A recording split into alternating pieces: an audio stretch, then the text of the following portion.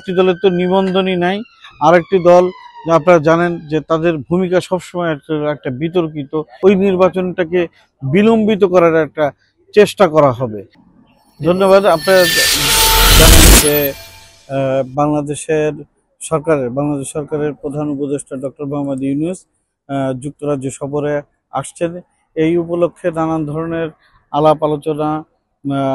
আলোচনা রাজনৈতিক ময়দানে, ইলেকট্রনিক মিডিয়া এবং প্রিন্ট মিডিয়া বিভিন্নভাবে আলাপ আলোচনা চলছে। আপনারা জানেন ইতিমধ্যে ডক্টর মোহাম্মদ ইউনূসের সরকারের পক্ষ থেকে ডক্টর মোহাম্মদ ইউনূস ঘোষণা করেছেন এপ্রিলে নির্বাচনের একটি সম্ভাব্য ক্ষণ উনি ঘোষণা করেছেন। কিন্তু সাধারণ মানুষ এবং রাজনৈতিক বিভিন্ন দলগুলো এই ঘোষণাতে অনেকটা হতাশ। এই কারণে আপনারা জানেন যে বাংলাদেশের যে রাজনৈতিক যে দলগুলো আছে, বিএনপি সহ যে মানে অন্তত 95% রাজনৈতিক দল তাদের মতামত ছিল যে ডিসেম্বরের ভিতরেই নির্বাচনের মানে তারিখ ঘোষণা করার ব্যাপারে আহ্বান জানাইছিল। কি কারণে, কোন উদ্দেশ্যে মাত্র দুটি দলের, একটি দলের তো নিবন্ধনই নাই, আরেকটি দল আপনারা জানেন যে তাদের ভূমিকা সবসময় একটা বিতর্কিত।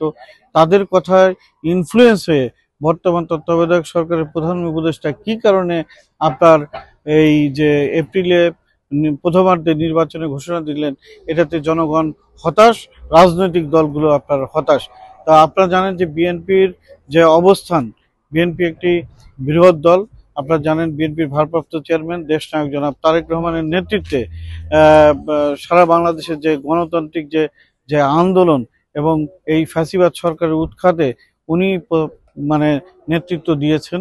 এবং বাংলাদেশে যেই মানে ভোটের মাধ্যমে বাংলাদেশের যে গণতন্ত্র উত্তরণ, সেই উত্তরণের জন্য উনি কিন্তু প্রথম থেকেই এই সরকারকে সহযোগিতার কথা বলে আসছিলেন এবং আশ্বাস দিয়ে রেখেছিলেন। এবং আমাদের নেতা জনাব তারেক রহমান সবসময় বলে আসছেন যে এই সরকারকে কোনোভাবে ব্যর্থ হতে দেওয়া যাবে না। কিন্তু ব্যর্থ হতে দেওয়া যাবে না, কিন্তু এই সুযোগটা নিয়ে আপনার এই নির্বাচন এবং ভোট নিয়ে যে তালবাহানা করা, এটা সাধারণ মানুষ এবং রাজনৈতিক সচেতন ব্যক্তিরা এটাকে ভালোভাবে দেখছে না। তবে আমরা মনে করি যে এই সরকার, তত্ত্বাবধায়ক সরকার বলেন বা ইন্টারিম গভর্নমেন্ট বলেন বা মধ্যবর্তী সরকার বলেন, ডক্টর মোহাম্মদ ইউনূসের যেই নেতৃত্বে যে সরকার আছে, সেই সরকারের শুভবুদ্ধির উদয় হবে এবং ডিসেম্বরের ভিতরেই জাতীয় নির্বাচনের ব্যবস্থা করবেন বলে আমরা প্রত্যাশা রাখছি। বিএনপির দলীয়ভাবে, বিএনপি সহ আপনার সমমনা যে দলগুলো আছেন, আমাদের এখনো অবস্থান আপনারা জানেন যে ডিসেম্বরের ভিতরে অবশ্যই নির্বাচন হতে হবে। মাছে ভাতে বাঙালি, আর সেই মাছ পেতে আসুন লন্ডন ফিশ নেটে। জি হ্যাঁ, ইস্টহ্যাম পুরাতন টাউন হলের সন্নিকটে আপনার প্রিয় মাছের সম্ভারে ভরপুর। আসুন, দেখুন, বাজার করুন ছোট বড় সব ধরনের মাছ।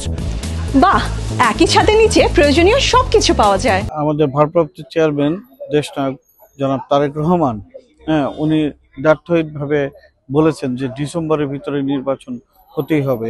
কারণ হচ্ছে যে বাংলাদেশের আপনার আবহাওয়া এবং অন্যান্য বিভিন্ন পারিপার্শ্বিক মানে অবস্থার বুঝে আপনার বাংলাদেশের যে নির্বাচন বা ভোট হচ্ছে একটি উৎসব। সেই উৎসবে পরিণত করতে গেলে আপনার নির্বাচনের সময় ফ্রেমটা একটি গুরুত্বপূর্ণ বিষয়। আপনারা জানেন যে এপ্রিলের পূর্বে মার্চের দিকে আপনার হচ্ছে যে রমজান মাস থাকবে। ওই সময় আপনি মনে করেন রমজান মাসে আপনি কিভাবে নির্বাচনী ক্যাম্প মানে করবেন। তারপরে হচ্ছে বর্ষাকাল আছে এবং ওই সময় আপনারা জানেন যে পরীক্ষার্থীদের পরীক্ষার একটা মৌসুম যায়।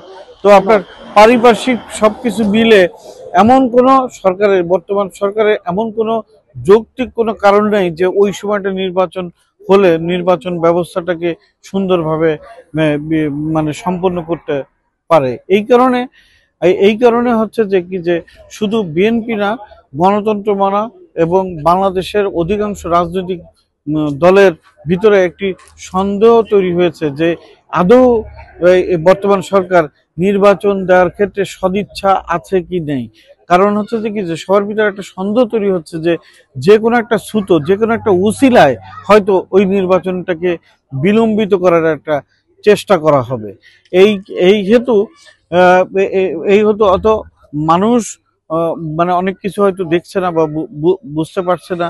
তো বিএনপি একটি বৃহত্তর রাজনৈতিক দল, আমরা জনগণের পাশে আছি, জনগণ নিয়ে আমরা কাজ করি। জনগণের পালস কিন্তু এই সরকার বুঝছে কিনা আমরা জানি না, কিন্তু যদি যদি এই সরকারের শুভবুদ্ধি যদি উদয় যদি হয়, বিএনপির নীতি নির্ধারণী ফোরাম এবং সব অন্যান্য অপরাপর রাজনৈতিক দলগুলোর সাথে আলাপ আলোচনা করে